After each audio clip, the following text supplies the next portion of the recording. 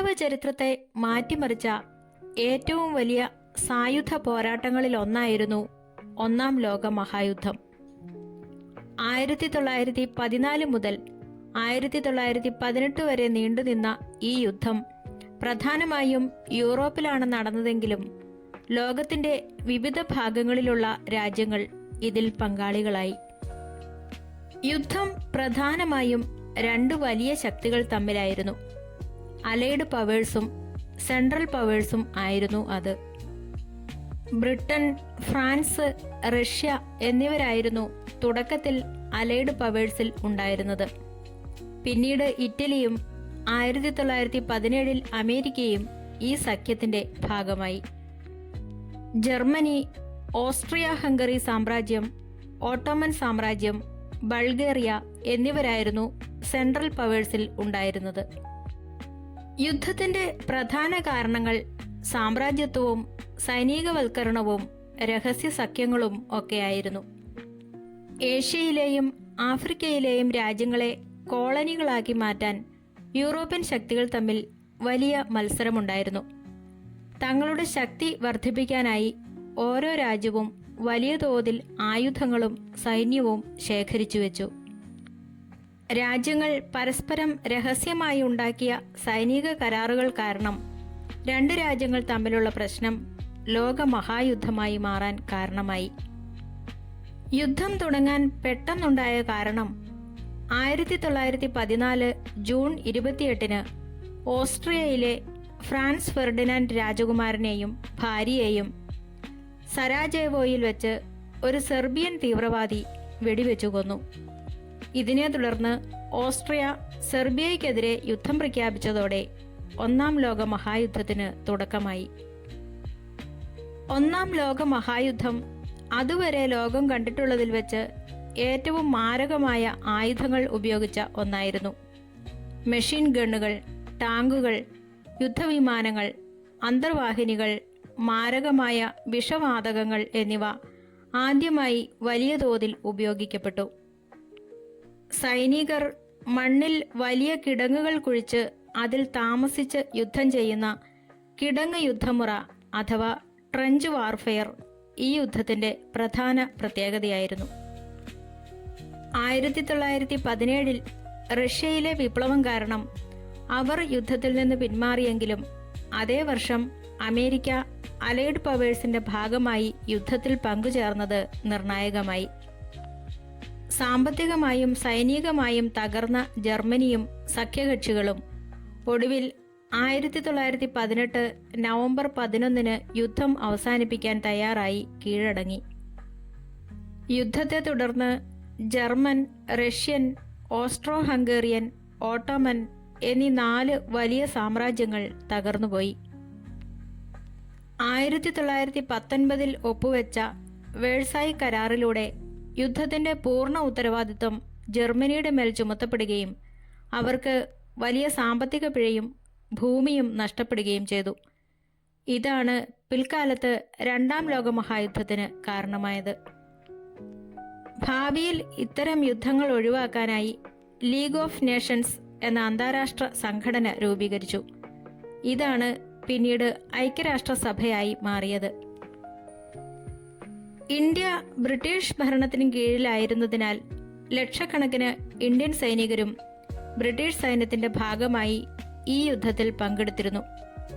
യുദ്ധത്തിൽ മരിച്ച ഇന്ത്യൻ സൈനികരുടെ ഓർമ്മയ്ക്കായാണ് ഡൽഹിയിലെ പ്രസിദ്ധമായ ഇന്ത്യ ഗേറ്റ് നിർമ്മിച്ചത്.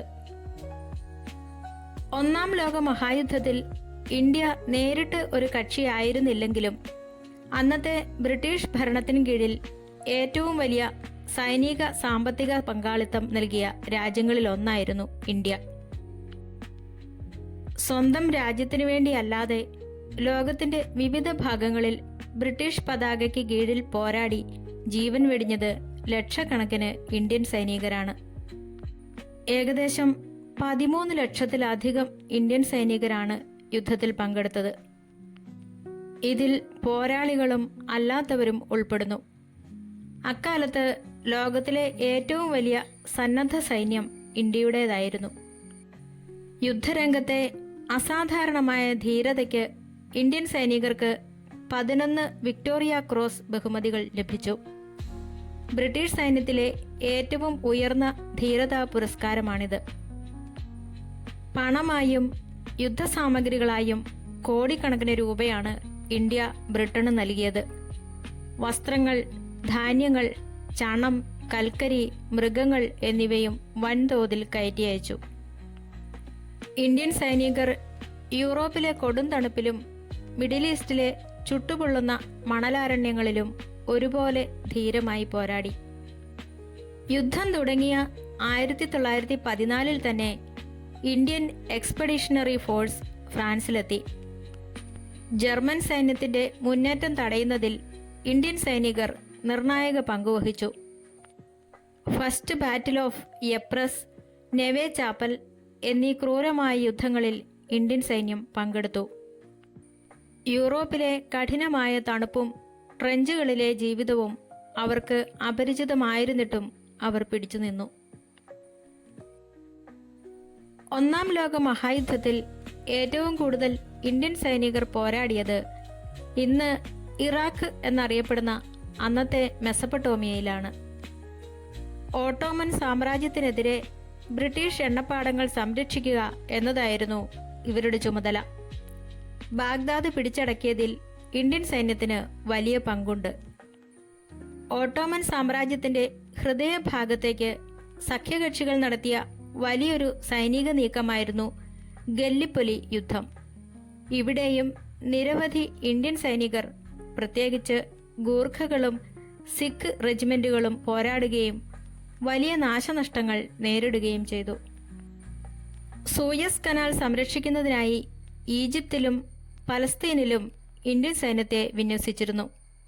കൂടാതെ ജർമ്മനിയുടെ അധീനതയിലായിരുന്ന കിഴക്കൻ ആഫ്രിക്കൻ പ്രദേശങ്ങളിലും ഇന്ത്യൻ പടയാളികൾ യുദ്ധം ചെയ്തു. ഈ യുദ്ധത്തിൽ ഏകദേശം 74,000-ഓളം ഇന്ത്യൻ സൈനികർക്ക് ജീവൻ നഷ്ടപ്പെടുകയും അത്രത്തോളം തന്നെ പേർക്ക് ഗുരുതരമായി പരിക്കേൽക്കുകയും ചെയ്തു. യുദ്ധത്തിൽ വീരമൃത്യു വരിച്ച ഇന്ത്യൻ സൈനികരോടുള്ള ആദരസൂചകമായിട്ടാണ് ഡൽഹിയിലെ പ്രസിദ്ധമായ ഇന്ത്യ ഗേറ്റ് ബ്രിട്ടീഷ് ഭരണകൂടം നിർമ്മിച്ചത്. ഇതിന്റെ ചുവരുകളിൽ 10,000-കണക്കിന് ഇന്ത്യൻ സൈനികരുടെ പേരുകൾ കൊത്തിവെച്ചിട്ടുണ്ട്. ഇന്ത്യ ഈ യുദ്ധത്തിൽ ബ്രിട്ടനെ സഹായിച്ചാൽ യുദ്ധത്തിന് ശേഷം ബ്രിട്ടൻ ഇന്ത്യക്ക് സ്വയംഭരണാവകാശം നൽകുമെന്ന് മഹാത്മാഗാന്ധിയും മറ്റു കോൺഗ്രസ് നേതാക്കളും വിശ്വസിച്ചിരുന്നു. അതുകൊണ്ട് തന്നെയാണ് ഗാന്ധിജി ഉൾപ്പെടെയുള്ളവർ സൈന്യത്തിലേക്ക് ആളുകളെ ചേർക്കാൻ ബ്രിട്ടനെ പിന്തുണച്ചത്. എന്നാൽ യുദ്ധം ജയിച്ചതിനു ശേഷം ബ്രിട്ടൻ ഇന്ത്യക്കാർക്ക് നൽകിയത് റൗലറ്റ് ആക്ട് പോലുള്ള കൂടുതൽ കരിനിയമങ്ങളും ജാലിയൻ വാലാബാഗ് കൂട്ടക്കൊല പോലുള്ള ക്രൂരതകളുമായിരുന്നു.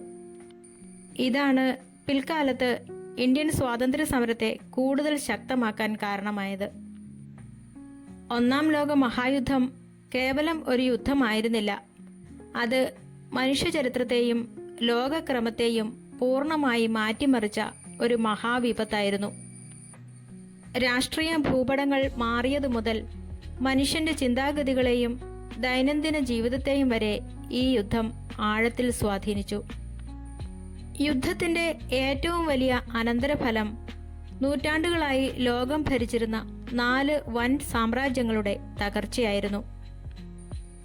ജർമ്മൻ സാമ്രാജ്യം, റഷ്യൻ സാമ്രാജ്യം, ഓസ്ട്രോ ഹംഗേറിയൻ സാമ്രാജ്യം, ഓട്ടോമൻ സാമ്രാജ്യം അഥവാ തുർക്കി എന്നിവ പൂർണ്ണമായി ഇല്ലാതായി. ഇതിന്റെ ഫലമായി Poland, Finland, Czechoslovakia, Yugoslavia, Estonia, Latvia, Lithuania തുടങ്ങിയ നിരവധി പുതിയ രാജ്യങ്ങൾ രൂപീകൃതമായി. പശ്ചിമേഷ്യയുടെ ഭൂപടം ബ്രിട്ടനും ഫ്രാൻസും ചേർന്ന് പുനർനിർണയിച്ചതാണ് ഇന്നത്തെ ഗൾഫ് മേഖലയിലെ പല അതിർത്തി തർക്കങ്ങൾക്കും തുടക്കമിട്ടത്.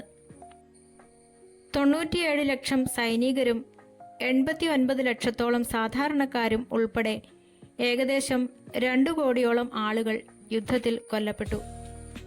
2.1 കോടിയിലധികം ആളുകൾക്ക് പരിക്കേറ്റു. ഒരു തലമുറയിലെ യുവാക്കൾ ഒന്നടങ്കം ഈ യുദ്ധത്തിൽ ഇല്ലാതായി. യുദ്ധം അവസാനിക്കാറായ 1918-ൽ ലോകമെമ്പാടും പടർന്നു പിടിച്ച സ്പാനിഷ് ഫ്ലൂ എന്ന പ്ലേഗ് മഹാമാരിക്ക് ഈ യുദ്ധം കാരണമായി. യുദ്ധരംഗത്തു നിന്നും തിരിച്ചുപോയ സൈനികരിലൂടെയാണ് ഈ രോഗം ലോകത്തിൻ്റെ വിവിധ കോണുകളിലെത്തിയത്.